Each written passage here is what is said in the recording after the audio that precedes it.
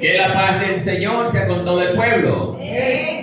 Mis amados hermanos, luego de habernos gozado con unas preciosas alabanzas, ahora vamos a entrar en el gozo de escuchar la palabra del Señor.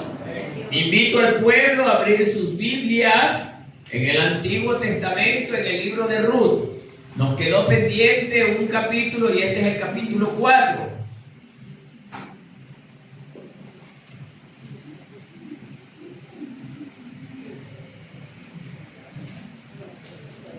Ruth, capítulo 4, del verso 1 al 22.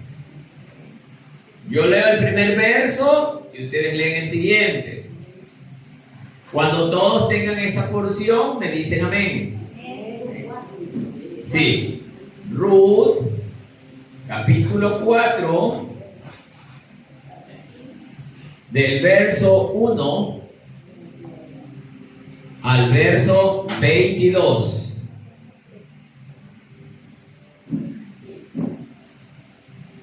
Y dice la palabra así: Boaz subió a la puerta y se sentó allí, y he aquí pasaba aquel pariente de quien Boaz había hablado, y le dijo: fulano, ven acá y siéntate. Y él vino y se sentó. Ustedes. Entonces él tomó a 10 varones de los ancianos de la ciudad y dijo: sentaos aquí, y ellos se sentaron. Luego dijo al pariente: Noemí, que ha vuelto del campo de Moab, vende una parte de las tierras que tuvo nuestro hermano Elimelech. Y yo decidí hacértelo saber y decirte que la compres en presencia de los que están aquí sentados, de los ancianos de mi pueblo. Si tú quieres redimir, redime. Y si no quieres redimir, decláramelo para que yo lo sepa, porque no hay otro que redima sino tú, y yo después de ti. Y él respondió: yo redimiré. Entonces replicó Boaz: el mismo día que compres las tierras de mano de Noemí, debes tomar también a Ruth la Moabita, mujer del difunto, para que restaures el nombre del muerto sobre su posesión. Ustedes. Y respondió el pariente: no puedo redimir para mí, no sea que dañe mi heredad. Redime tú, usando de mi derecho, porque yo no podré redimir.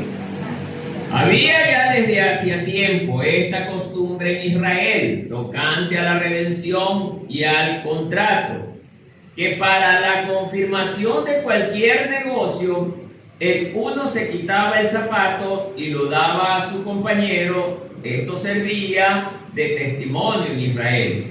Entonces el pariente dijo a Boaz: tómalo tú, y se quitó el zapato. Y Boaz dijo a los ancianos y a todo el pueblo: vosotros sois testigos de que he adquirido de mano de Noemí todo lo que fue de Elimelech y todo lo que fue de Kelión y de Mahalón.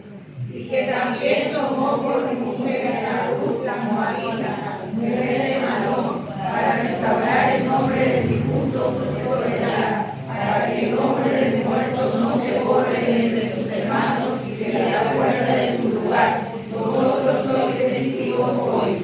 Y dijeron todos los del pueblo que estaban a la puerta con los ancianos: testigos somos. Jehová haga a la mujer que entra en tu casa como a Raquel y a Lea, las cuales edificaron la casa de Israel, y tú seas ilustre en Efrata y seas de renombre en Belén.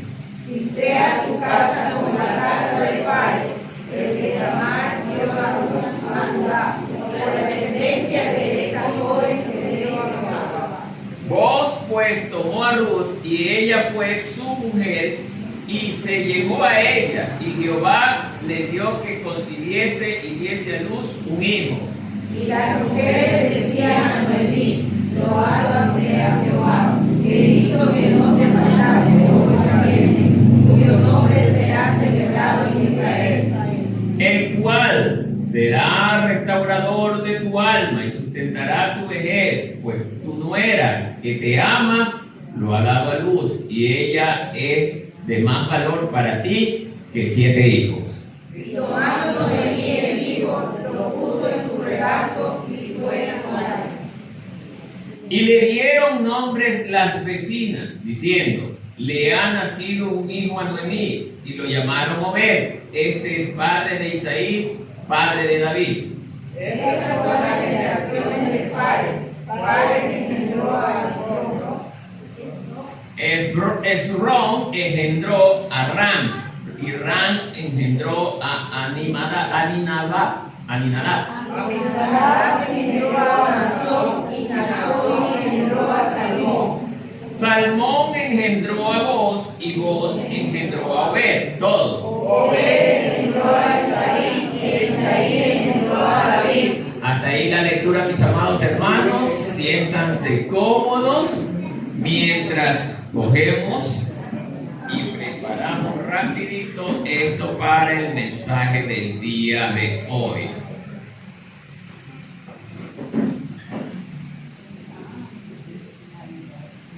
Bien, mis amados hermanos.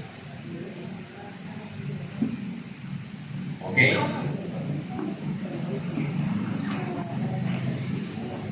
Como ya es de conocimiento de la gran mayoría de los que están aquí, hubieron 3 predicaciones de los 3 capítulos anteriores, entre los cuales, en resumen, el primer caso fue de una mala decisión del dueño de casa de irse a buscar fortunas a una tierra extranjera. Vemos que era el caso de ¿quién? De Elimelech.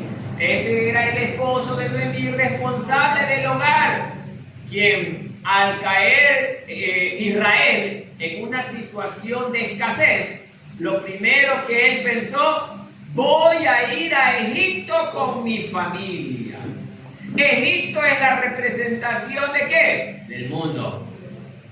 Entonces, amados hermanos, vemos que este tipo de cosas se repiten en las Escrituras. Y nosotros debemos de estar verdaderamente conscientes de que en ciertas circunstancias Dios permite que el hombre padezca para ver si confía en su Dios y clama a Él y le pide, pues, hermano. Pero vemos el caso de Elimelech, que siendo un hombre del pueblo de Dios, ¿a dónde fue a buscar ayuda? Al mundo. Lo primero que pensó: voy a ir a Egipto a buscar ayuda porque sé que Egipto es una tierra de abundancia y sé que allí voy a obtener lo que yo necesito. Y efectivamente, él llegando a Moab, él encuentra que en Moab hay abundancia, pero eso Satanás le pasa la factura, hermano. O sea, Satanás le dice una con otra. El caso de Elimelech fue que él, al llegar a la tierra de Moab, mire, perdió ¿a quién? A sus 2 hijos. Se los mataron. Y no solo que perdió a sus 2 hijos, también lo mataron a él. Se va una familia de 4 miembros a Moab. ¿Y cuántos regresaron? Solo la viuda. ¿Con quién? Con una mujer extranjera. Entonces, amados hermanos, todo arranca con una mala decisión ¿de quién? Del representante del hogar, hermano. Por eso nosotros como cristianos debemos de tener claro que si somos cristianos, nuestra única provisión se llama Jehová de los ejércitos. Él es nuestra única provisión, hermano. Entonces debemos entender esto. Luego vemos también en el capítulo 2, hermano, que dice que Ruth va y recoge espigas en el campo de Boz. Obviamente, esto nos relata que Dios, como es la provisión del que cree y confía en Él, vemos que Ruth, cuando había llegado con su suegra hacia la tierra de Israel, y ya Ruth había demostrado que ella era una mujer que estaba interesada ¿en quién? En el Dios de su esposo y de su suegra. Y cuando un hombre o una mujer muestra interés en el creador de todas las cosas, Dios no lo abandona. Entonces el capítulo 2 nos deja claro que Jehová, nuestro Dios, es nuestro proveedor, ya que en Israel Dios mismo, enviándola justamente a los campos de ¿quién? De su Redentor, que en este caso es vos, encuentra alimento. Debemos de tener claro, hermano, que donde Dios nos coloca es donde debemos de permanecer. Esta es una buena lección el tema de Ruth, hermano, para no tomar decisiones equivocadas. Luego en el capítulo 3 nos narra que Noemí Boaz y Ruth estaban en la era. La era era un lugar donde verdaderamente se cogía la cosecha y se la aventaba, ¿para qué? Para desprender los desperdicios de la semilla, porque con el viento que soplaba fuerte en estos lugares, la semilla, la basura de la semilla se esparcía por los lados. Y era una forma de que todos los dueños de las cosechas permanezcan juntos, y al permanecer juntos también hacían fiesta. ¿Por qué? En honor a las cosechas abundantes que tenían. Pero es en ese lugar donde Dios pone en el corazón de Noemí que le aconseje a su nuera que vaya a ese lugar. Y cuando vos se acueste a dormir después de la fiesta, que se acueste a dormir a los pies de vos. ¿Sí se recuerdan este relato? ¿Qué representaba eso? Eso representaba sumisión y sujeción, hermano. Desde allí ya Ruth se mostraba obediente ¿a quién? A las costumbres y leyes de Israel. Era una mujer que, aunque era extranjera, hermano, era muy obediente a las costumbres de Israel. Y esto es bueno destacar, hermano, porque el mismo Jesús dijo que no había encontrado más fe en Israel que afuera. No había encontrado. La gente de afuera a veces, hermano, nos gana en fe, hermano. Clámale a tu Dios. A veces nos dicen, clámale a tu Dios a ver si verdaderamente nos ayuda. Y a veces nosotros como hermanos, Señor, mira a ver si verdaderamente le quitas esta enfermedad al hermano o a la X hermana. Y a veces afuera hay más fe que aquí adentro. Pero bueno, ese no es el tema.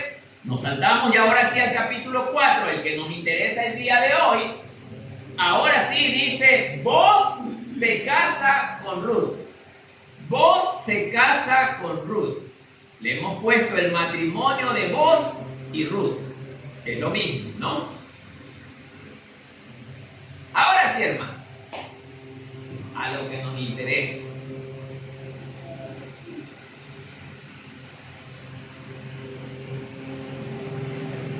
A ver, el tema del capítulo 4 es una narración de una de las historias de amor más maravillosas que fue contada a través de la historia bíblica. ¿Por qué decimos así? Porque si bien es cierto, Ruth, que estuvo casado con uno de los hijos de Noemí, que se llamaba Mahalón, y este falleció, ella quedó totalmente, ¿qué? Desprotegida, desamparada, y no tenía quien viera por él. En este capítulo, Ruth, ¿a quién va a representar? Ruth va a representar a la iglesia. Porque recuerda, hermanos, que nosotros antes de llegar a los pies de Cristo, no tenía quien vea por nosotros. ¿O no es así, hermano? Andábamos, dice la alabanza, sin fe y sin esperanza. Parecíamos zombies, hermano. Porque dice la palabra del Señor que sí, es verdad que nuestros cuerpos viven, pero si no somos de Cristo, somos muertos vivientes. ¿Sí? O sea, muertos espiritualmente con un cuerpo con vida, con un máximo del promedio de 80 años. Entonces, amados hermanos, esta es una de las historias más preciosas porque Ruth, que representa a la iglesia, necesitaba ¿de quién? De un redentor. Y en este caso, Boaz, en este capítulo o en este libro, presenta la figura del redentor. ¿Y a quién vendría a representar Boaz bíblicamente en este capítulo? a nuestro Señor Jesucristo, porque Él es el Redentor suyo y Redentor mío, hermano. Porque Ruth en esta narrativa verdaderamente se presenta como una mujer con necesidad de que alguien la redimiera. Bien, hermanos, entonces arranca este capítulo con el verso 1 que nos indica que Booz subió a la puerta y se sentó allí, dice. Y aquí pasaba aquel pariente de quien Booz había hablado y le dijo: fulano, ven acá y siéntate. Y vino y se sentó. Recordamos en otras prédicas que ya hemos dado que cuál era la función del que se sentaba a la puerta de una ciudad. Era de justamente jugar y realizar también ciertas actividades comerciales. En este caso, Booz se sentó con el ánimo de ver que en esa puerta en algún momento tenía que pasar su pariente más cercano a Noemí, porque él quería llegar a un trato con él. ¿Por qué era esa desesperación de Booz de querer encontrar al pariente más cercano? Porque él ya estaba verdaderamente interesado por la moabita. Pero dice el relato de este capítulo que había en la familia de Ruth, de Noemí, un pariente más cercano. No da su nombre, pero sabemos que es un pariente más cercano. En este caso, vamos a darle un nombre cualquiera por el día de hoy. Este hombre se llamaba Juan. Y Juan ocupaba el primer lugar, el pariente más cercano, mientras que Booz ocupaba el segundo lugar. Quien tenía la prioridad de poder redimir a Ruth era Juan, el pariente más cercano. Verá que es un nombre ficticio. Entonces, amados hermanos, dice que Booz estaba desesperado esperando el momento en que la persona pase, hasta que lo ve. Y le dice: hey, tú fulano, ven acá, siéntate aquí conmigo. Y luego el verso 2 dice: entonces él tomó, hablamos de Booz, a 10 varones de los ancianos de la ciudad y dijo: sentaos aquí. Y ellos se sentaron. Bien, en este verso 2 también hay un acto de simbolismo. Dice que Booz, después de haber logrado que su pariente se acercara y se sentara con él, también necesitó de la presencia de 10 ancianos, como dice el relato del verso 2. Estos ancianos, ¿saben a quién representan bíblicamente? Representan a la ley de Dios, o sea, a los 10 mandamientos. Anote ahí porque va a ser pregunta para el día jueves. En este caso, los 10 mandamientos. Por eso son 10 ancianos.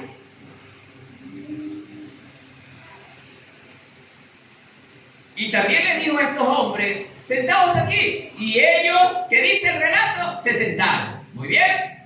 Se conformó ahora sí el grupo de personas que tenían que estar incluidas allí para realizar esta negociación, y los ancianos debían de ser testigos.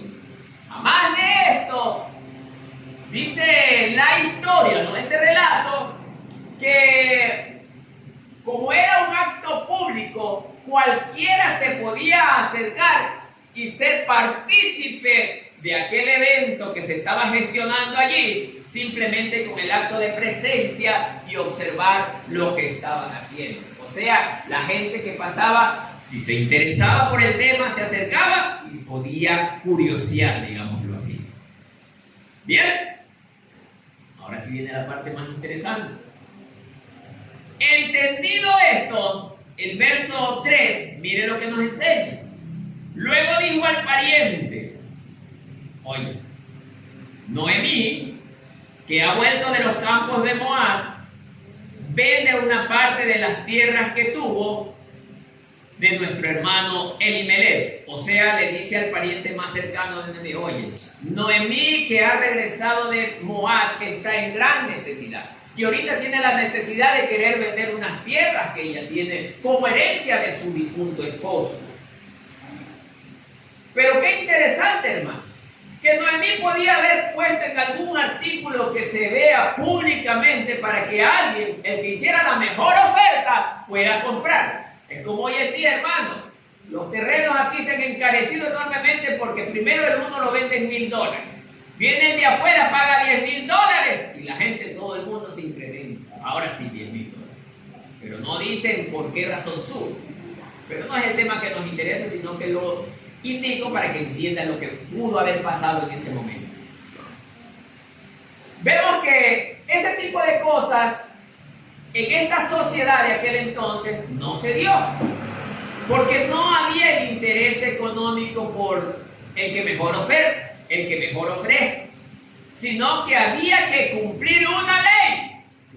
Y nos vamos a ir, ahora sí, al libro de Levítico. Déjenme ver.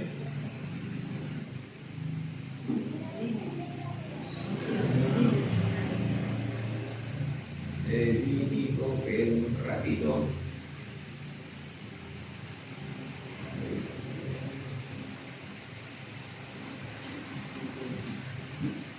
Ya, 25:25. Vamos todos a buscar Levítico 25:25.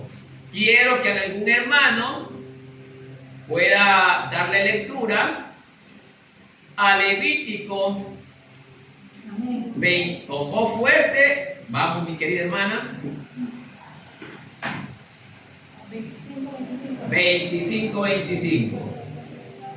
Cuando tu hermano empobreciere y vendiera algo de su posesión, entonces su pariente más próximo vendrá y rescatará lo que tu hermano hubiera vendido. Muy bien, gracias, mi querida hermana. ¿Se dan cuenta, hermanos? Había una ley en el libro de Levítico, ley del Pentateuco, que Dios dio a Israel. ¿Ya? Cuando tu hermano empobreciere, como es el caso de Noemí, que empobreció, hermano, porque murió su esposo, miren lo que le dice la ley, y vendiere algo de su posesión, entonces su pariente más próximo, ¿cuál vendría a ser el pariente más próximo? Juan, en este caso que le dimos el nombre ficticio, Juan, y dice: entonces tu pariente más próximo vendrá y rescatará lo que su hermano hubiere vendido. O sea, la intención de Dios es que lo que Dios le ha dado al hombre en el pueblo de Israel, no lo pierda. Sí, tiene que quedar todavía en la herencia familiar, hermano, porque es de la familia. Como en el caso del trono de Israel, eso le corresponde ¿a quién? A la herencia de David, hermano. ¿Y quién es la herencia de David? Jesús de Nazaret. El trono que permanecerá para siempre. Entonces, ese trono no puede ir a alguien que no sea de la línea de David. ¿Se dan cuenta? Entonces, aquí miren lo que está diciendo: y rescatará lo que su hermano hubiere vendido, y cuando el hombre no tuviere rescatador y consiguiere lo suficiente para el rescate, entonces contará los años desde que vendió y pagará lo que quedare al varón quien vendió y volverá a su posesión. O sea, ya sería el verso 27 de Levítico. Entonces, amados hermanos, Dios no quería que quien perdiere o vendiere la herencia no la pierda. No la pierda de ninguna forma, sino que vuelva a recuperar. Dios es justo, hermano. Bien, ahora regresando al punto, mis amados hermanos, vemos que vos le dices: bueno, como tú eres el pariente más cercano, yo te quiero comentar a ti que Noemí está vendiendo esas tierras. Y a ti la ley te faculta para que seas tú el redentor de la esposa o de la viuda de Elimelech, hermano. En este caso Noemí. Así que tú redime. Entonces, mire lo que sigue diciendo el verso 3. Vende una parte de la propiedad que tuvo nuestro hermano Elimelech. Y yo decidí, mire lo que dice vos, hacértelo saber.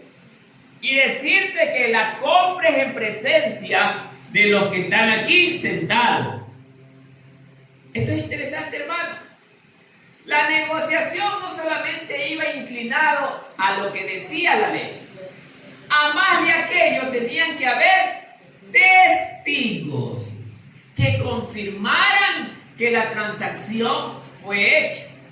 Mire, hermano, en aquel tiempo qué importante era la veracidad de la palabra. Ahí no sacó vos una carta ante un notario para hacerle firmar a cada uno de los que estaban allí, como hoy nosotros sí lo hacemos, que tenemos necesidad de documentos firmados ante autoridades públicas para que éste tenga validez. ¿A qué se debe esto hoy en día? A que la palabra de los hombres carece de validez. Somos tan mentirosos en este tiempo, hermano, que la palabra de nadie es confiable hoy en día. Miren lo que nos enseñan las escrituras en aquel tiempo, hermano. Bastaban testigos y era lo suficiente que la autoridad competente requería para que se hiciera X transacción. Aprendamos de las escrituras, hermano, cómo en antes la palabra de un hombre valía tanto. Y no muy lejos. Yo tenía a mi abuelo. La palabra que él decía, eso se hacía. No sé cuántos de los que estemos aquí recordaremos que nuestros padres hacían valer más la palabra que un documento, hermano. No sé cuántos pasaron por eso, pero yo sí pasé por eso, hermano. Yo presencié eso, hermano. La palabra valía más que cualquier cosa. Amén, hermanos. Amén. Y pregunto al pueblo, ¿no debería ser la palabra del cristiano de esa manera? Amén. Que nuestro sí sea sí y que nuestro no sea no. Amén, hermanos. Amén. Bien. Entonces, amados hermanos, en el verso 4, miren lo que sigue diciendo. Y decirte que la compres en presencia de los que están aquí sentados y de los ancianos de mi pueblo. Si tú quieres redimir, redime. Y si no quieres redimir, decláramelo para que yo lo sepa. Porque no hay otro que redima sino tú, le dice. Y yo después de ti. Y él respondió, yo redimiré.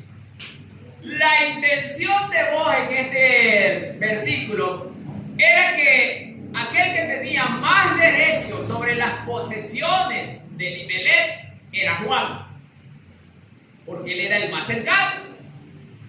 Y él le está diciendo, yo quería hacértelo saber para que tú redimas, pero dentro del corazón de vos, que no redima. No es que estaba enamorado de Ruth, que no redima. Pero Dios también está en el asunto, hermano. Porque el deseo y la voluntad de Dios era que de vos viniera la línea de donde surgiría el Salvador del mundo. A Dios le plació así y Él movió las piezas para que las cosas se dieran de esa manera. Entonces, amados hermanos, nos saltamos al verso 5. Mire lo que dice aquí. Entonces replicó vos. El mismo día que compres las tierras de la mano de Noemí, ahí viene la parte clave del asunto. El día que compres las tierras de la mano de Noemí, debes tomar también a Ruth la moabita, mujer del difunto, para que restaures el nombre del muerto sobre su posesión. A ver, aquí estamos viendo claramente la intención de vos. En el fondo de su corazón él no quería que el Juan redima, porque él quería casarse con él. Estaba muy enamorado de Ruth. Dios conocía el corazón de vos. Según los estudios e investigaciones, se cree que Juan, a quien le he dado el nombre ficticio, era un hombre que estaba muy concentrado en la ley. Muy concentrado en la ley, hermanos. Y era un hombre que procuraba que la ley se haga siempre y cuando bajo mi beneficio, porque él mismo no cumplía la ley. Pero bueno, cuando vos le dices, a más de esto, de recuperar los bienes, tienes que casarte con la mujer del difunto, que es, miren cómo dice, moabita. A la voz de moabita, redime tu. ¿Por qué? Porque era un hombre que no tenía amor con el extranjero. Sabía que los moabitas eran personas crueles, que sacrificaban niños recién nacidos a este ídolo de piedra que se llamaba Quemos.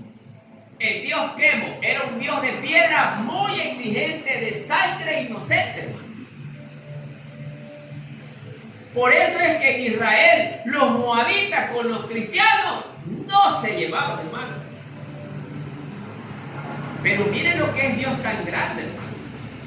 Escoge a un miembro del pueblo enemigo, de uno de los más acérrimos enemigos de la nación de Israel, para que de allí surja, oiga, la madre de la línea de Jesucristo, nuestro Salvador. Solo Dios sabe lo que hace, hermano. Por eso es que el Señor nos enseña a nosotros los cristianos que amemos a nuestros enemigos como a nosotros mismos. Porque del pueblo enemigo el Señor tomó a alguien para la línea de su Salvador. Ya estamos entendiendo, hermano. Dios quería que vos verdaderamente llegara a casarse con Noemí y con Ruth. Pero Dios mueve las piezas. Dios mueve las piezas. ¿Para qué? Para que esto se dé, hermano. Eso nos quiere enseñar que Dios está al control de todas las cosas, hermano. Nosotros como cristianos debemos de entender esto, hermano, cuando tenemos problemas, cuando tenemos dificultades. Debemos de conocer que Dios está al control de todas las cosas en nuestra vida. Aunque vengan conflictos, aunque vengan peleas, aunque venga escasez, Dios lo sabe. Dice la palabra de Dios que Él nunca abandona a sus hijos. ¿Cuántos aquí somos hijos de Dios? Amén. Pues Dios nunca lo va a abandonar a usted. Denle un aplauso al Señor porque nunca lo va a abandonar.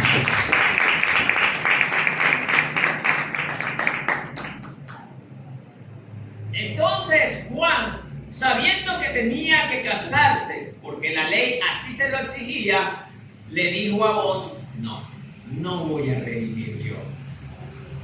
No lo voy a hacer. Vamos al verso 6. Mire lo que dice. Y respondió el pariente. ¿Cuál era el pariente? Juan. No puedo redimir para mí, no sea que dañe mi heredad.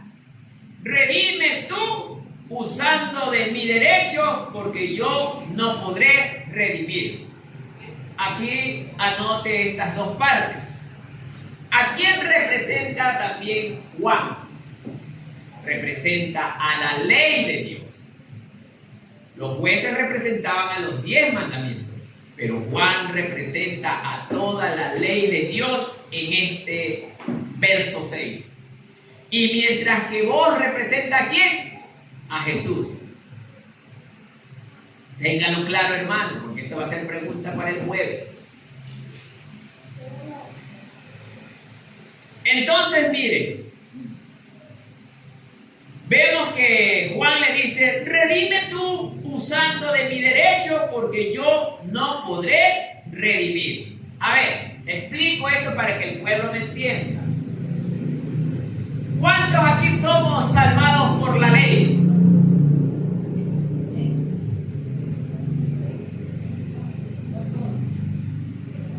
No, la ley no salva. Cristo es el que salva. Cristo es nuestro Redentor. ¿Quién en el relato era representado por Cristo?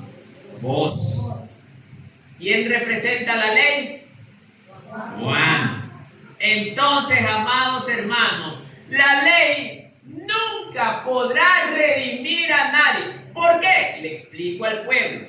Porque la ley es buena, sí, es verdad, pero la ley es como un espejo.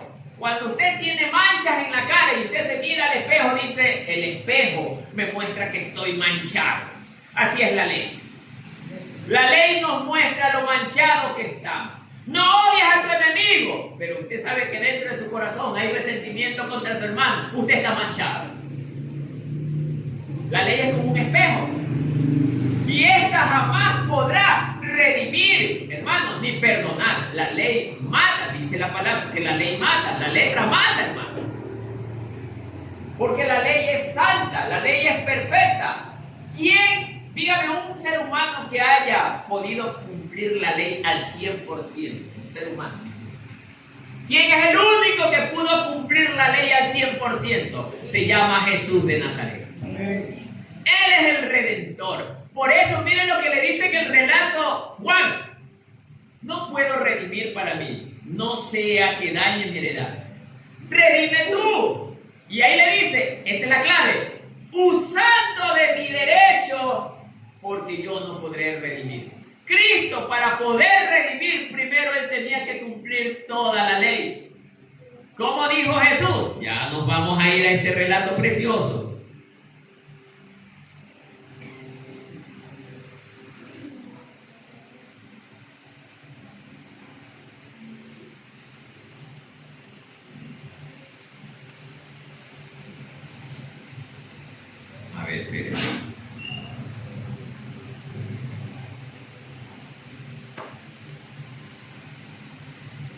A ver, antes de...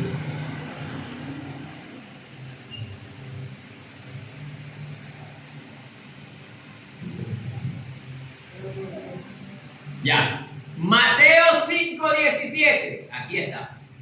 Mire, aquí está la respuesta. ¿Por qué Jesús sí pudo redimir, hermano?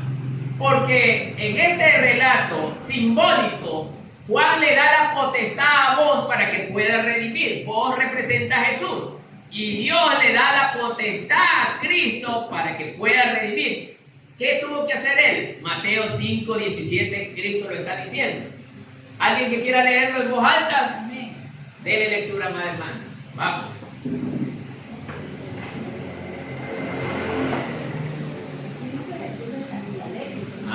Vamos.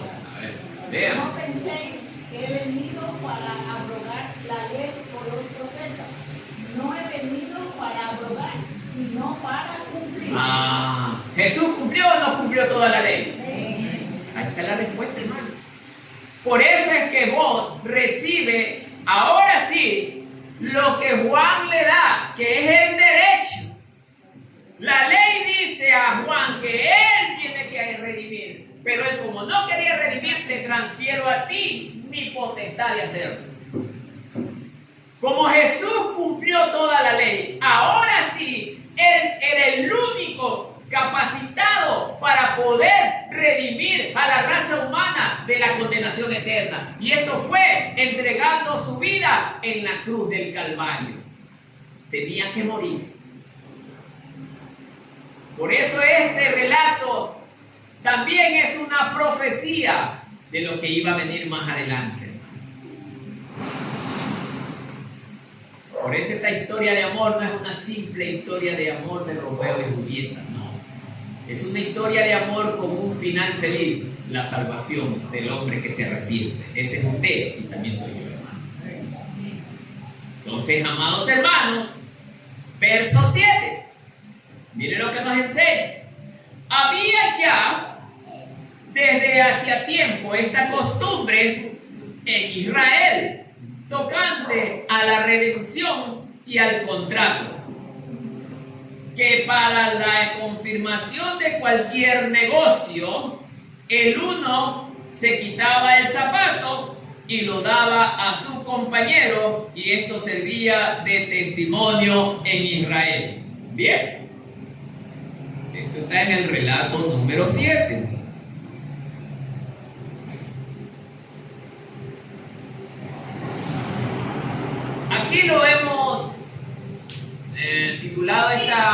sección pequeña como el redentor correcto, así que fuera sea esa sandalia apestosa. Ya va a ver por qué fue titulado así.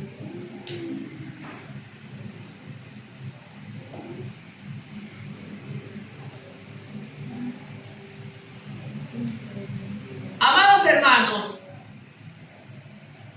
cuando el redentor original, que en este caso era Juan, nuestro amigo ficticio, ya no quería redimir, la ley también lo facultaba a quitarse ¿qué cosa?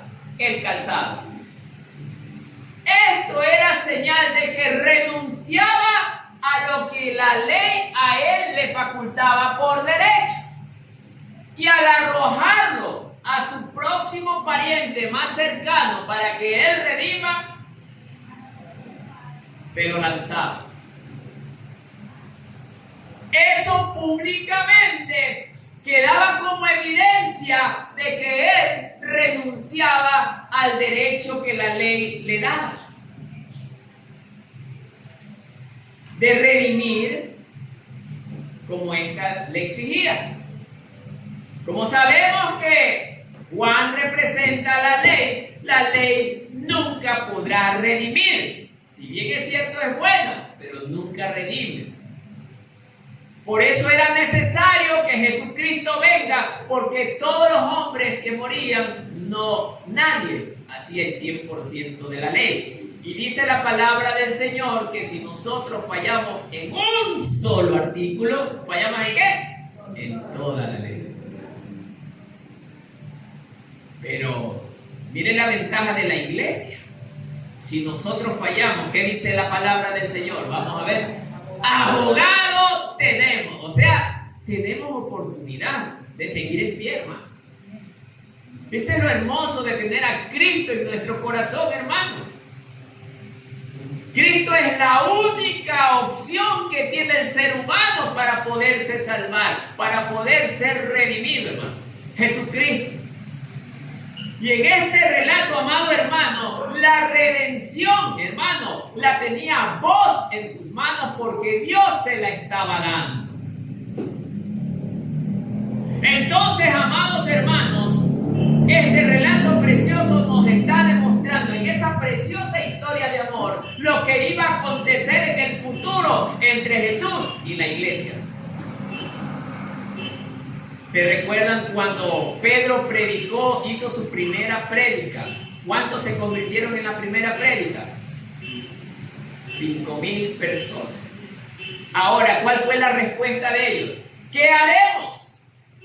¿Qué haremos? ¿Qué podemos hacer? ¿Qué le dice Pedro? Arrepiéntanse y bautícese.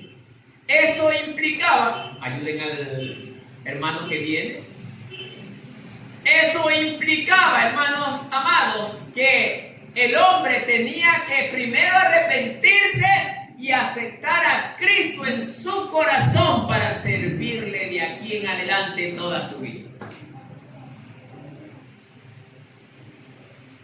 Y si queremos comparar con este relato que hizo Ruth, hermanos, Ruth, que representa la iglesia, que hizo Ruth, dejó su vida pasada. ¿Cuál era la vida pasada de Ruth? Moabita. Moab representa el mundo. Miren, Moab representa la vida pasada de Ruth, una vida llena de delitos y pecados. Pero Israel representa la nueva vida de Ruth. ¿Cómo sabemos esto? Porque Ruth le dice a su suegra que su suegra le estaba exigiendo en el capítulo número 1, quédate y búscate otro hombre. ¿Se recuerdan ese relato? ¿Qué le dice ella? A donde tú vayas, yo iré. Tu Dios será mi Dios.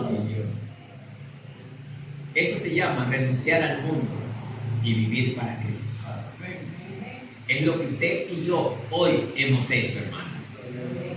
Amén, hermanos. Amén. Entonces, mire cómo ya hace miles de años, ya esto era una profecía, hermano, de lo que iba a pasar. Este relato ya hablaba a futuro de lo que iba a pasar entre Jesús y la iglesia. Un precioso romance de amor, hermano. Porque ¿cuántos estamos enamorados de Cristo? Amén. Seguro que amamos a Cristo. Amén. Tiene que ser una convicción, hermano. Estar enamorado de Cristo significa dejarlo todo por Él. Hermano, cuando usted se enamoró, su padre, ¿qué le decía?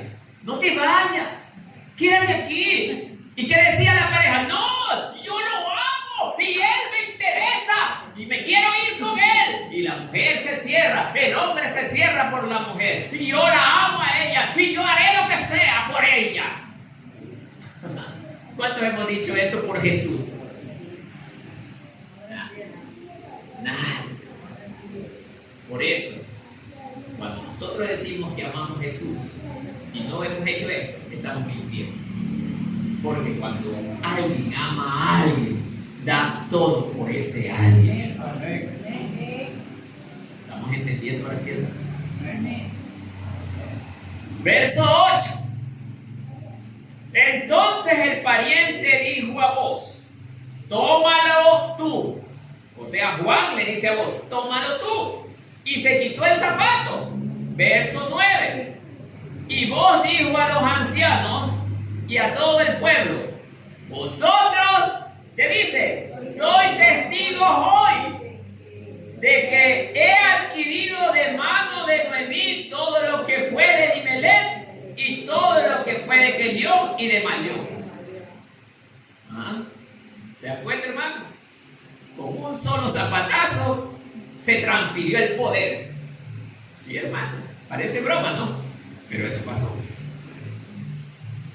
La costumbre de Israel, hermanos, mire las cosas que nos enseñan. Entonces era necesario que en ese contrato tenía que haber los testigos, porque si mañana hay algún contratiempo con la negociación, ¿quién podría testificar sobre tal transacción? Solamente en este caso los ancianos y también parte del pueblo que pasaba por allí. Entonces, amados hermanos, esto también debe de enseñarnos a nosotros, hermanos. Si a veces a cualquiera de nosotros aquí nos puede ocurrir un contratiempo con algún hermano, usted debe de tener testigos. No, pastor, es que la hermana Pepita me jaló el cabello y el pastor no vio, y el pastor no le puede creer a usted solamente porque usted me lo está diciendo, hermano. Usted tiene que tener testigos, tiene que tener una evidencia clara de que Pepita le jaló el cabello. Y hablando figurativamente, es necesario tener testigos, pero no los testigos deben de ser para hundir a alguien, hermano, porque también debemos de aprender esto. Porque si hay algún desacuerdo, el testigo debe de ser para que el asunto se arregle, no se destruya, peor. Porque yo me voy a dar cuenta, así el agresor sea culpable, pero en este caso el agraviado es una persona que quiere despedazar a su agresor, yo me doy cuenta que el agraviado no debe de tener justicia, porque no tiene amor, hermano. Porque Jesús, siendo inocente, fue tan agraviado, pero Él nunca condenó a nadie. Y es lo que Él nos enseñó, hermano, aprender a amar a nuestros hermanos. Bueno, en este caso, lo que lo agredían era gente que no eran de Dios, a su prójimo. Entonces, amados hermanos, esto debe de estar claro. Bien, entonces, amados hermanos, aquí los ancianos, ¿a quiénes representaban los ancianos? A los 10 mandamientos. Fueron los testigos oculares de aquella transacción. Y ellos, como autoridad del pueblo, debían de tener esa convicción de que la transacción era correcta, porque la ley lo facultaba. Ahora, antes de seguir avanzando, existe otra ley que certifica que la persona, cuando fallecía, su hermano tenía que adquirir sus derechos. Vámonos al libro de Deuteronomio. Déjenme ver, esto está. Se pierden estas cositas.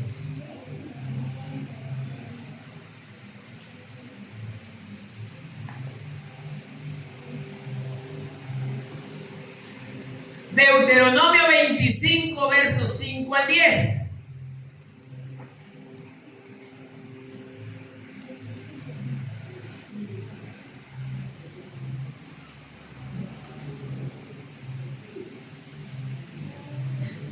Aquí voy a pedir que mi hermano Alex le dé lectura a estos versículos. Con punto y coma bien bonito que se entienda. Vamos, hermano. La palabra de Dios en el nombre del Padre, del Hijo y del Espíritu Santo. 25:5. Ajá.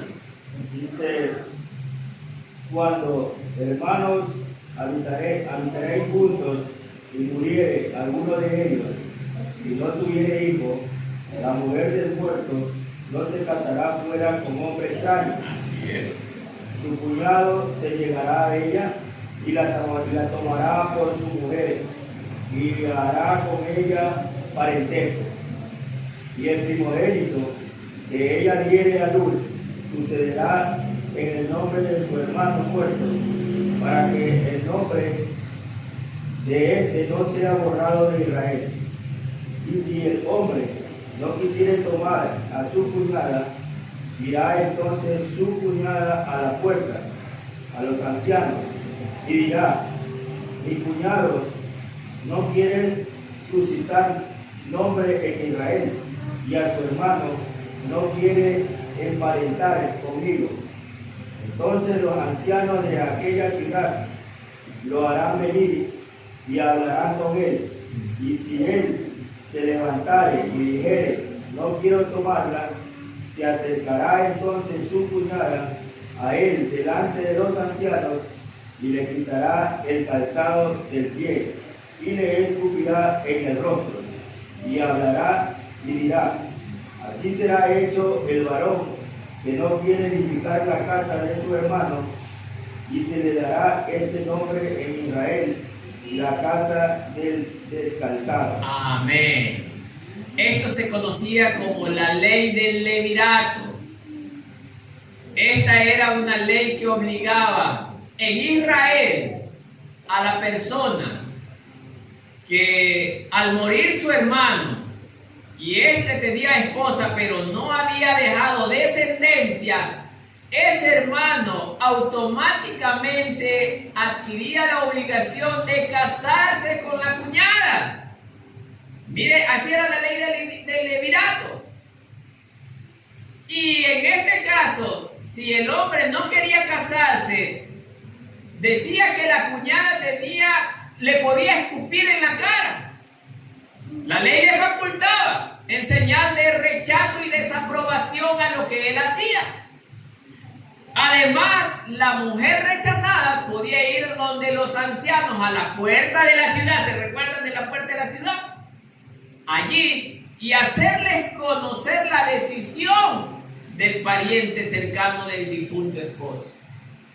Miren, y este hombre que rechazaba a la cuñada adquiría el nombre en Israel de la casa del descalzado.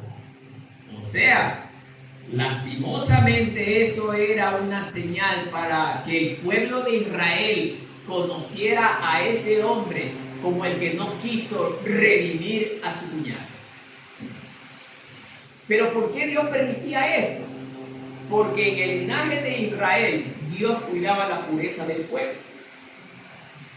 Esas son cosas que no entendemos.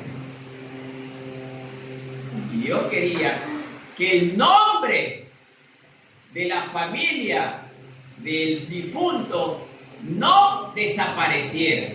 O sea, un ejemplo aquí, alguien de apellido Hidalgo, un apellido cualquiera, viene y fallece pero tiene un hermano y deja una esposa.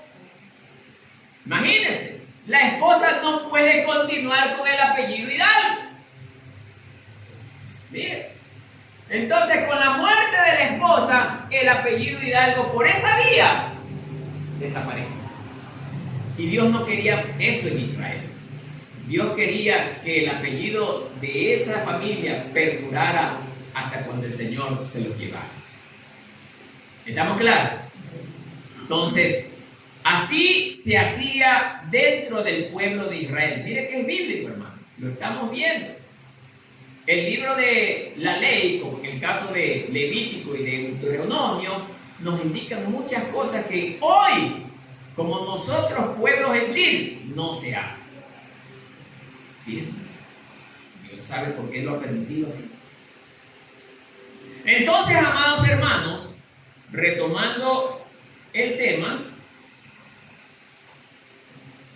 nos habíamos quedado en el verso 10, ¿no? 9. Ya.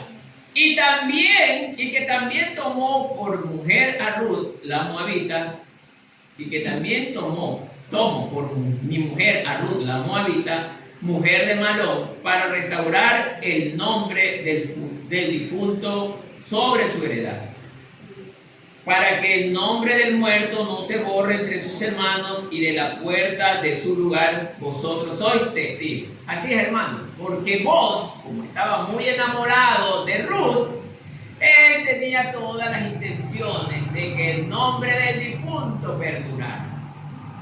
Pero si hubiera sido una virulita medio chueca, no hubiera querido. Como Ruth se cree en relatos históricos que Ruth fue muy hermosa. Muy hermosa. En este caso, Juan la rechazó porque era muy selectivo. No, con una moabita no. Y Juan representa la ley, pero vos representa al Redentor verdadero que se llama Jesucristo. Él sí estaba dispuesto a restaurar a una persona por muy rechazada que sea. Mire cómo es nuestro Señor Jesucristo. ¿Cuánto en el mundo nosotros no fuimos rechazados, hermano? Rechazados por, a veces, unos por nuestros padres, otros por nuestros amigos, otros por nuestros hermanos, otros por los vecinos. Pero el Señor Jesús nunca nos rechaza a nosotros. Él nos recoge con todo lo que tenemos y con todo lo que somos, hermano. Dele la gloria al Señor.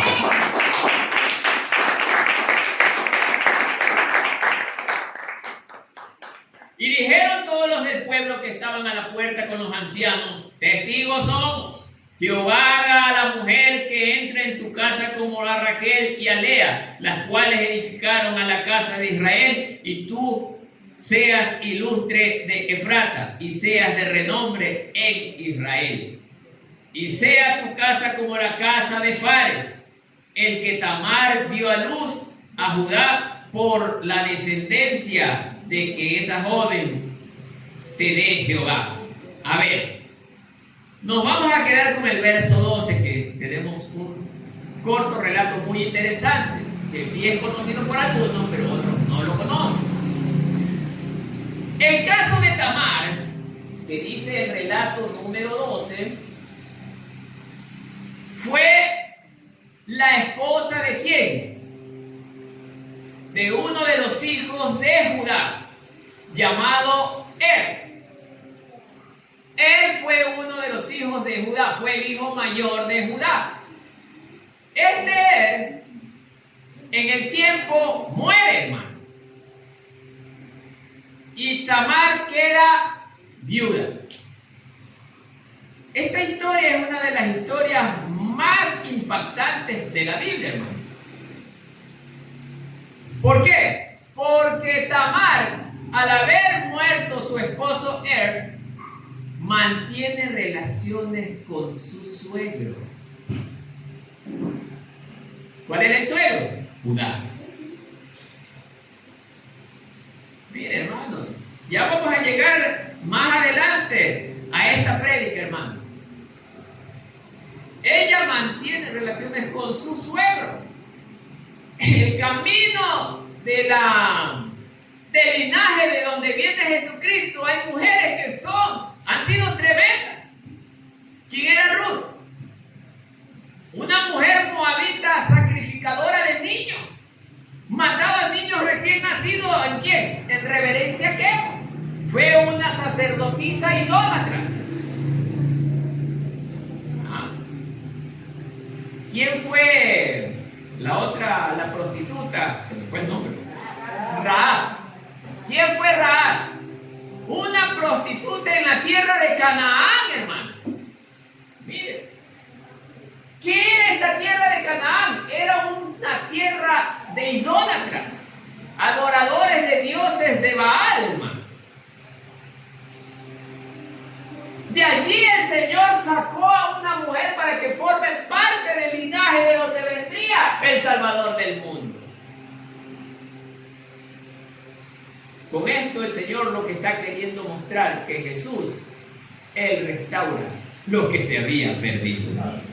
Nadie daba un centavo por Ruth, nadie daba un centavo por también Gómez, nadie daba un centavo por Rahab, nadie daba un centavo por Tamar. Y todas ellas forman parte del linaje del Maestro, de donde viene el Señor. Sigamos. Vos pues tomó a Ruth y ella fue su mujer. Miren, ya él la tomó, o sea, ya se casaron y ella fue su mujer. ¿Sí sabe lo que es esto, hermano? El verso 3. ¿Quién se da cuenta, hermano? Esta es una profecía. ¿Dónde se va a dar esta profecía? Allá en el cielo, en las bodas del Cordero. Mire, vos pues, Jesús, vamos a transformarlo. Jesús pues tomó a la iglesia. ¿Ah? Y ella fue su mujer. ¿Cuándo nos vamos a casar con nuestro Señor? Para eso es la boda del Cordero, pues, hermano. ¿Ya? Y se llegó a ella y Jehová le dio que concibiese y diese a luz un hijo. Amados hermanos, esta es una profecía de que nosotros partiremos la iglesia a las bodas del Cordero, mientras el tiempo de la humanidad aquí estarán 7 años de sufrimiento. Miren, ese tiempo ya había esta profecía, hermano. ¿Se dan cuenta? 14. Y las mujeres decían a Noemí, miren, loado sea Jehová, que hizo que no te faltase hoy pariente, cuyo nombre será celebrado en Israel. Amados hermanos, las mujeres en Israel, digámoslo así, sentían prácticamente una envidia, como dice el mundo, envidia sana. Ninguna envidia sana, pero bueno, vamos a ponerlo de esa manera. ¿Por qué? Porque Ruth, una extranjera, había alcanzado redención, que casi Israel no la alcanzaba. Pero ustedes, aquí mis amados hermanos, poniéndonos todos a meditar, ¿por qué creen que Ruth alcanzó tal bendición? Porque fue una mujer primeramente, oiga, creyente. Creyó. Luego de que creyó, practicó. Luego de que practicó, oiga, lo vivió, lo ejecutó.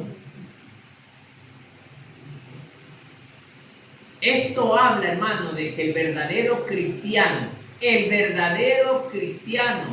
es el que va a alcanzar la redención. Aquí es donde muchos pastores se caen, diciendo que cuando yo llegué a Cristo ya estoy salvado. Este relato nos está dando a entender, hermanos, que la iglesia tiene que ser pura, limpia y sin mancha. Y Ruth era así, hermano. Era una mujer que, oiga, se ganó la gracia de los que la conocieron. ¿Sí? ¿Por qué se ganó la gracia? Porque era una mujer obediente, era una mujer, oiga, generosa. Y aparte de generosa, era una mujer sacrificada. Se sacrificó por su suegra, hermano. ¿Cuántos aquí se sacrifican por la suegra?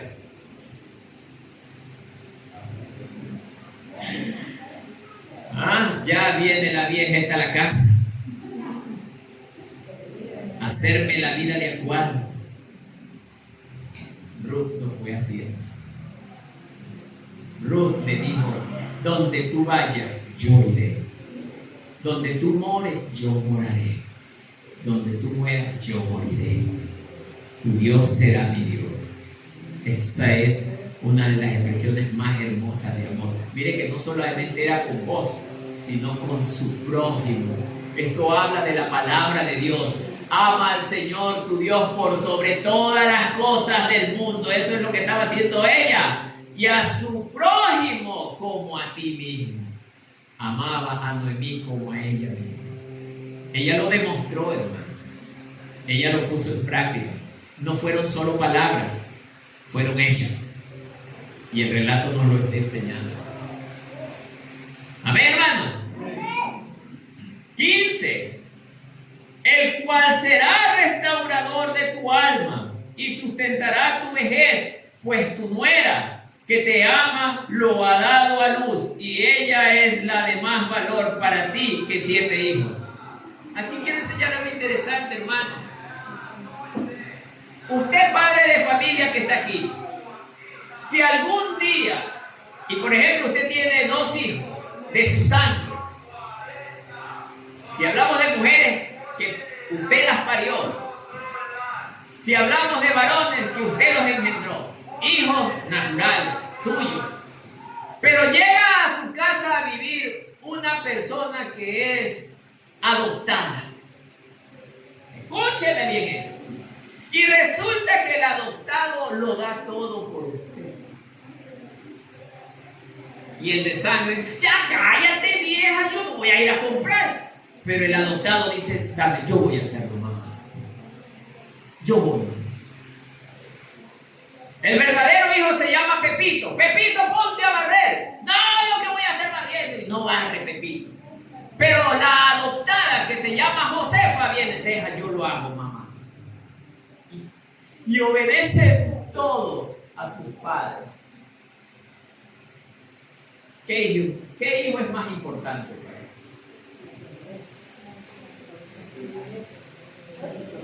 Eso está aquí, hermano.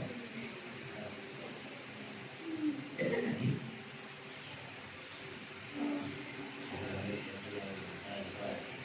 ¿Sí sabe lo que dijo Jesús basado en esto?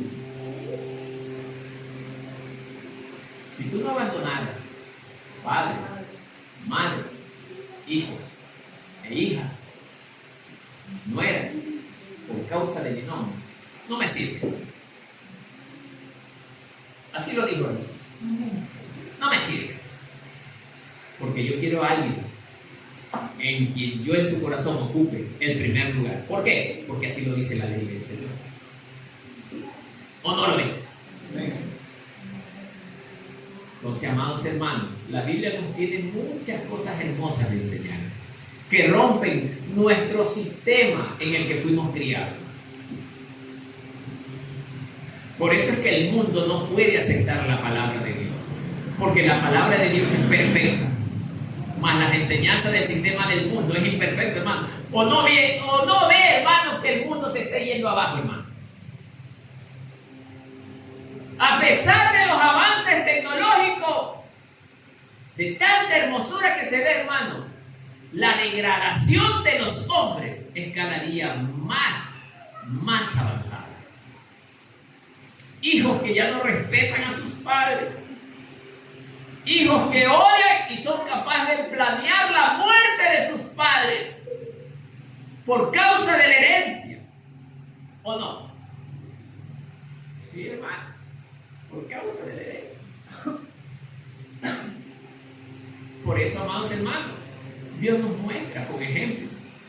El caso de Ruth fue una chica que no era del pueblo de Israel, era del pueblo enemigo.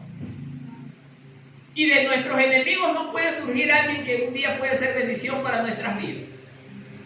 Lo está demostrando las Escrituras, hermano. Ruth fue la mejor, incluso las mujeres de Israel están reconociendo esto, hermano. Vuelvo a leer. El cual será, desde el 14. Y las mujeres decían a Noemí, miren lo que le dicen. Loado sea Dios, bendito sea Jehová, que hizo que no te faltare hoy pariente, cuyo nombre será celebrado ¿en dónde? será restaurador de tu alma y sustentará tu vejez, pues tu nuera que te ama, la gente se dio cuenta que la nuera la amaba tanto, lo ha dado a luz y ella es de más valor para ti. Mire, ¿qué está diciéndole la gente? Ella vale más que tus propios hijos. ¿Ah? Y las hermanas aquí se me quedaron calladas. Eso no habla de justicia. Tampoco digo que usted tiene que odiar a sus hijos de sangre. No, no, no. Pero aquel que es capaz de dar todo por mí, hay una inclinación, hermano. No, pero los cristianos no debemos de hacer esto. Ah, no. Jesús. ¿Qué hizo Jesús? Juan. Pedro. ¿Por qué no llamó al resto? Para la transfiguración, ¿por qué no lo hizo? Porque esos eran leales a Jesús. Si bien es cierto que Pedro negó a Cristo, pero lo hizo por miedo. Porque él después reconoció, fui un cobarde, no debía de haber hecho esto, tenía que haber yo muerto con él, pero fui un cobarde. Es que el hombre, hermano, cuando ya ve que está en peligro de muerte, cualquier mentira le sale, hermano. Pero Dios conoce los corazones. Dios sabe, hermano, quién lo hace por maldad y quién lo hace por el apuro de protegerse, hermano. No digo que el Señor justifica el pecado, no estoy diciendo eso. Porque Pedro, por esa negatividad, tuvo que padecer, hermano. Pero Juan nunca negó al maestro. Es más, Juan siempre acompañó al maestro. Estuvo fiel con el maestro hasta el día o hasta el momento en que estuvo en la cruz. Ese es el hombre fiel. Por eso Dios a él le permitió que viva toda su vida. Él no fue martirizado como sus otros hermanos. ¿Se da cuenta, hermano? Esa es la lealtad a Cristo. Y Cristo también es leal a nosotros. Por eso la lealtad es lo más hermoso que el hombre puede emplear hacia otra persona. La lealtad. 16. Y tomando Noemí el hijo, lo puso en su regazo y fue su haya, o sea, su cuidadora. Y le dieron nombres las vecinas, diciendo, le ha nacido un hijo a Noemí y lo llamarán, ¿cómo lo llamaron? Obed. Este es el padre de Isaí. ¿Y Isaí, padre de quién? De David. Si se dan cuenta, el hijo de Ruth ya fue justamente la línea genealógica de donde vendría el Mesías. 17. Y le dieron nombre a las vecinas. 18. Estas son las generaciones de quién? De Fares. Fares engendró a quién? A Hezrón. Hezrón engendró a quién? A Ram. Y Ram engendró a quién? A Aminadab. Aminadab engendró a quién? A Nazón. Y Nazón engendró a quién? A Salmón. Salmón engendró a quién? A Boz, que es el del que estamos hablando. Y Boz engendró a Obed nuevamente. Obed engendró a Isaí, e Isaí engendró a quién? A David. Y David es el padre de Salomón y de ahí padre de Contar. O sea, Dios tomó de lo más vil y menospreciado. ¿Quién era lo más vil y menospreciado? Ruth. Ruth, la moabita. ¿Qué significaba Moab? Moab, el mundo. Nosotros fuimos del mundo. Y el Señor nos rescató, hermano, porque a pesar de que no valíamos nada, el Señor tuvo compasión de nosotros. Oiga, no hay quien haga algo por ellos. Ya ellos no tenían esperanza, dice el Señor. Pero yo voy a dar la vida por mi creación, que es el hombre, hecho a mi imagen y semejanza, que somos usted y yo. Y yo los salvaré. Yo los redimiré. Yo los rescataré. Y más tarde, yo me casaré con ellos. ¿O no es lo que va a pasar, hermano? Por eso, amados hermanos, Cristo viene pronto por la iglesia. Iglesia del Señor, vivamos en santidad, porque Ruth, oiga, ella comenzó a vivir en santidad. Ella es el reflejo de la iglesia, porque ella dio todo por su suegra, que su suegra en este caso representa ¿a quién? A su prójimo. Ella lo dio todo por su prójimo. Y se fue con Cristo a las bodas del Cordero. Es allí donde nosotros, usted y yo, estaremos, porque al menos yo tengo fe de que estaré con el Señor en las bodas del Cordero. Pero no sé usted, que la paz del Señor sea con usted.